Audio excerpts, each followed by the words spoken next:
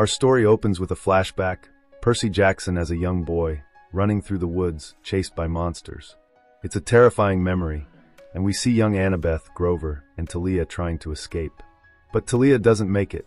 She sacrifices herself to save the others, and just as she's about to die, Zeus turns her into a magical tree. That tree becomes the shield that protects Camp Half-Blood, the only safe haven for demigods. Cut to the present day. Percy Jackson, the son of Poseidon, is now a hero, but lately he feels lost. His fame from retrieving Zeus's lightning bolt has faded, and he now struggles with self-doubt. At Camp Half-Blood, he's challenged by Clarice, the daughter of Ares, who wins a friendly capture-the-flag competition. Percy's powers, controlling water and fighting with a sword, feel insufficient. Suddenly, a mechanical bull, a deadly Caucasus bull, breaks into the camp, destroying everything in its path. It's massive, made of bronze and fire, and completely out of control. Clarice tries to fight it. Percy jumps in. Finally, using his water powers and teamwork, Percy defeats the beast, but not before realizing something terrible. The magical barrier around the camp is weakening. The tree, Talia's tree, is dying. Mr. D, aka Dionysus, the god of wine and the camp director, blames it on sabotage. But Chiron, the wise centaur and trainer of heroes, reveals that the tree has been poisoned. Without its protection, monsters can attack the camp at any time. Enter the Oracle. Percy consults her and discovers the only way to save the tree is to retrieve the mythical Golden Fleece, a magical artifact capable of healing and restoring life. But the quest isn't given to Percy. Instead, Clarice is chosen as the official hero to retrieve the fleece. She leaves on her own journey. Percy, of course, doesn't sit still. He has visions of Grover, his sadder best friend, trapped in a wedding dress, held hostage by a cyclops named Polyphemus on an island in the Sea of Monsters. That vision makes things urgent. Percy decides to go after the fleece himself, unofficially. Annabeth and Tyson, a new character, join him. Tyson is a surprise. He's a young cyclops and, to Percy's shock, his half-brother.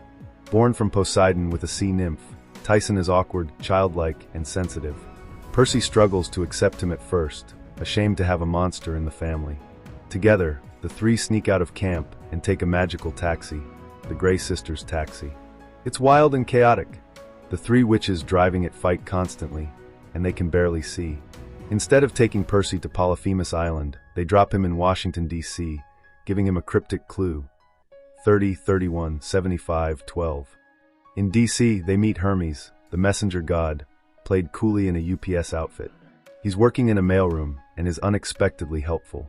Percy demands help, and Hermes gives them a magical thermos containing the winds of the four corners and a box that can trap almost anything. He also reveals that Luke, the son of Hermes and former ally who betrayed them, is alive and dangerous. Luke wants to awaken Kronos, the Titan King, to destroy Olympus. With Hermes' help, the trio finds Luke's yacht. Annabeth uses her invisibility cap, Tyson uses his Cyclops strength, and Percy fights with his sword Riptide. But the plan backfires. They're caught. Luke confronts Percy and reveals his true plan. He doesn't just want the fleece to heal the tree. He wants to resurrect Kronos, the most powerful Titan in history, who can destroy all of Olympus and remake the world. And he plans to feed the fleece's energy into Kronos' sarcophagus to revive him. Luke imprisons the trio in the brig of his ship. Tyson gets separated, and Annabeth and Percy are stuck with no way out. But Tyson manages to break in and save them. Using the thermos with the wind, they escape the ship. They crash land near the Bermuda Triangle, which in Greek myth is known as the Sea of Monsters, a dangerous, cursed area filled with deadly creatures and ancient magic. But their troubles aren't over. As they sail into the Sea of Monsters, they're attacked by Scylla, a sea monster with giant heads and snapping jaws. Their ship is destroyed. Tyson is blown away by the explosion and presumed dead. Percy is heartbroken, thinking he lost his brother. Annabeth and Percy float ashore onto Circe's island, where they steal a hippocampus, a magical sea horse, and continue their journey. Despite Annabeth's hatred of Cyclopes because one killed Talia, she begins to soften toward Tyson and understands Percy's pain. Now deep inside the Sea of Monsters, they're closer to Polyphemus Island. Grover is still trapped, pretending to be a female Cyclops bride to delay being eaten. He uses his satyr magic and wit to stall. Meanwhile, Clarice reappears. She's also found her way toward the island. with help from undead Confederate sailors brought back using her father Ares' blessing. Clarice has grown stronger and more focused, maybe even humble. The groups now reunite for a single goal: rescue Grover and steal the Golden Fleece from Polyphemus. Polyphemus is massive, stupid, and blind, but he's no pushover. The group sneaks onto his island and finds Grover barely alive. They set a plan.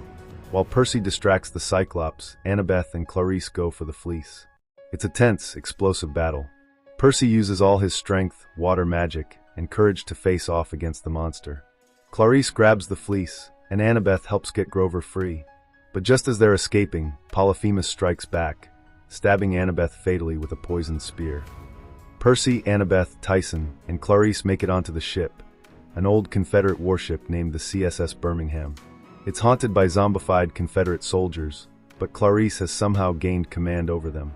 Despite the oddity, the team is grateful for the ride. Percy still struggles with Clarice's brash attitude, but for now, their goals are aligned.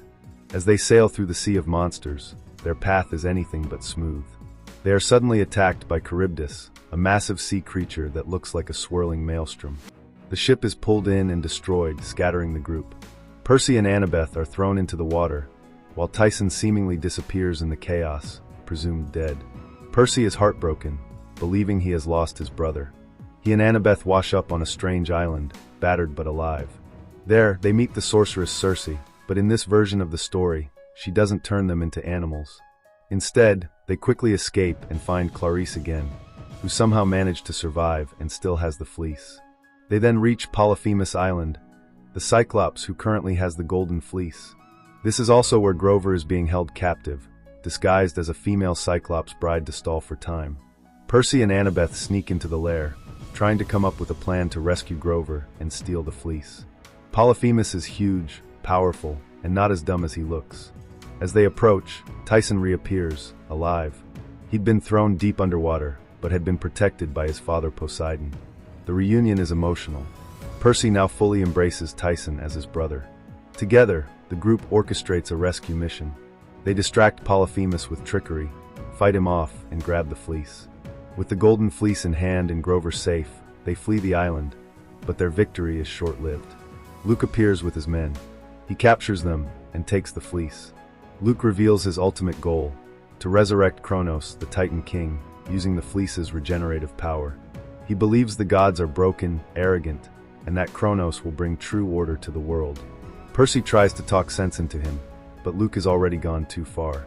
They are taken to an abandoned theme park, where Luke begins the ritual to bring Kronos back to life. The fleece is placed into a coffin-like sarcophagus containing Kronos' remains, just dust and ash. The ritual begins and the ground shakes. The sky darkens. Lightning crackles. Suddenly, the ashes swirl and form a monstrous, flaming figure. Kronos is reborn. Luke smiles triumphantly, thinking he now controls the Titan. But Kronos has no master.